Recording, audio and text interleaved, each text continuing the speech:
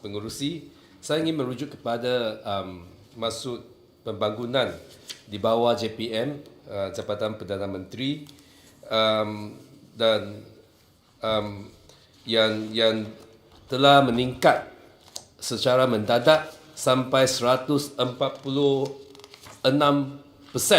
dari jika kita berbanding dengan anggaran pembangunan di bajet 2020.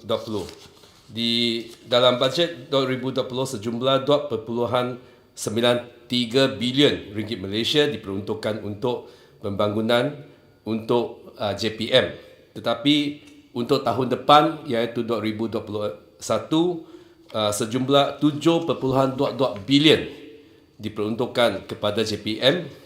Dan kalau kita lihat secara teliti, kita dapati bahawa dalam anggaran pembangunan 2021 ini terwujud dalam beberapa butiran peruntukan yang boleh kita menggelar sebagai slush fund, iaitu peruntukan yang tak ada spesifik tujuannya dan tergantung kepada kehendak dan kemahuan Perdana Menteri, iaitu whims and fancy of the Prime Minister seorang saja. Contohnya butiran 00108 program pembangunan. Di bawah bajet 2020 hanya sejumlah 159 juta diperuntukkan. Tetapi di bawah bajet 2021 520 juta diperuntukkan. Dan butiran 00125 projek public private partnership. Siapa itu public private partnership itu? Di bawah bajet 2020 langsung tak ada peruntukan untuk butiran ini. Tetapi di bawah bajet 2021 813 juta diperuntukkan dan juga projek khas sekarang ditambah 900 juta sampai 1 bilion. Apa itu projek khas? Khas untuk Perdana Menteri ke? Untuk membeli sokongan daripada MP-MP ahli parlimen untuk mengekalkan kuasa dia. Adakah itu projek khas yang disebutkan dan dimaksudkan? Dan projek mesra rakyat yang ditambah 300 juta. Nampaknya reform yang kami PH buat dalam 22 bulan ini iaitu penurunan kuasa dari Perdana Menteri telah disebalikkan oleh Kerajaan Perdana Menteri sekalian dan amalan cash is king atau amalan concentration of power in the hands of Prime Minister dengan izin akan diwarisi daripada pekan ke pagoh.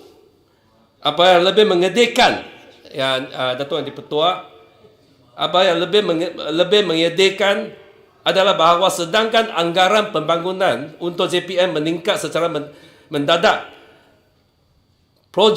salah satu projek iaitu projek kemiskinan Semenanjung Sabah Sarawak iaitu butiran 00102 di bawah JPM telah dikurangkan 30% dari 9 juta dalam bajet 2020 ke 63 juta dalam bajet 2021. Adakah kebajikan dan nasib kaum miskin itu kurang penting berbanding dengan kepentingan kuasa Perdana Menteri sehingga kan projek kemiskinan perlu dipotongkan?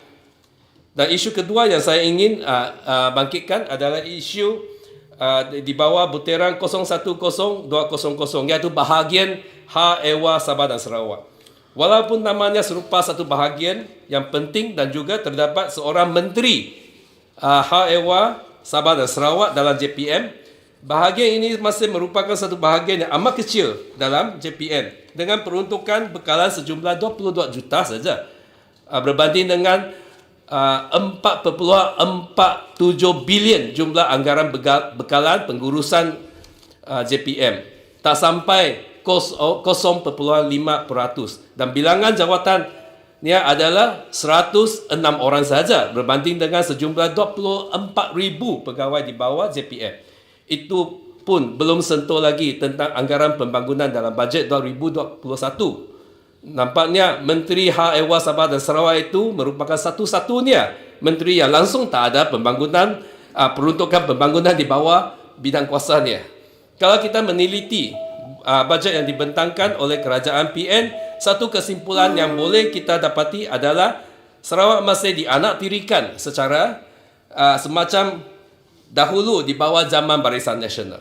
Sedangkan Perbadanan Kemajuan Negeri Johor mendapat peruntukan 14 juta, Pembangunan Kemajuan Negeri Kedah mendapat peruntukan pembangunan sejumlah 16 juta, dan untuk negeri Kelantan 7 juta, untuk negeri Terengganu 10 juta, untuk Sabah 9 juta. Peruntukan pembangunan untuk Perbadanan Kemajuan Negeri Sarawak hanya 665,000 saja. Walaupun GPS yang telah menjadi kingmaker yang menjayakan Sheraton Move, namun kerajaan PN kecuali melantik beberapa orang daripada GPS menjadi menteri, tidak menunjukkan apa-apa kesyukuran terhadap Sarawak dalam bajet 2021. Bahkan peruntukan pembangunan untuk Sabah dan Sarawak pada tahun 2021 dari segi peratusan adalah jauh kurang tak berbanding dengan bajet 2020 yang dibentangkan oleh kerajaan PH. Dalam bajet 2020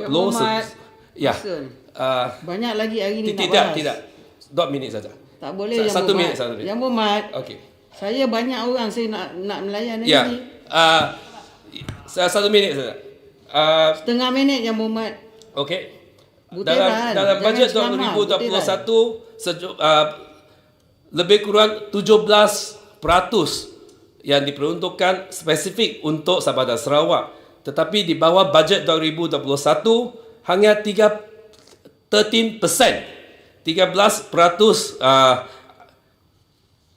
anggaran peruntukan spesifik untuk Sabah dan Sarawak. Walaupun jumlah anggaran pembangunan telah bertambah dari 56 bilion sampai ke 69 bilion, tetapi peruntukan pembangunan spesifik untuk Sabah dan Sarawak masih kekal di tahap 9.6 bilion. Oleh itu ia memang merupakan satu ketidakadilan terhadap Sabah dan Sarawak. Oleh itu untuk membetulkan ketidakadilan itu, saya telah memukakan satu usul untuk pindaan. Saya nak tahu daripada Datuk Yang di-Pertua, apakah terjadi kepada usul saya. Usul saya adalah untuk supaya satu jumlah 3 bilion diperuntukkan kepada Sabah dan Sarawak di bawah JPM, di bawah bahagian hal ehwal Sabah Sarawak. Tetapi saya langsung tidak terima apa-apa jawapan daripada usul saya. Ini usul saya. Usul saya telah dibentangkan ke pejabat yang di-Pertua pada hari bulan 24 November. Bolehkah Datuk yang di-Pertua beritahu apakah telah terjadi kepada usul saya? Langsung tak ada jawapan. Sekurang-kurangnya satu jawapan harus diberi kepada saya. Ya Muhammad, saya tidak mengendalikan usul sekarang. Bukan, itu usul spesifik terhadap Yang Muhammad, ini untuk pembahasan butiran. Usul Yang Muhammad, nanti SUDR akan memberi jawapan melalui speaker. Tapi secara convention, sebelum kita mula perbahasan, satu kertas mengenai usul pindaan akan di atas meja. Yang Muhammad, apa-apa isu berkenaan usul sebelum perbahasan butiran bermula. Tadi saya di belakang Timbalan Speaker nombor 1 telah mengendalikan mengendalikan daripada soalan lisan kepada perbahasan di peringkat belanjawan butiran.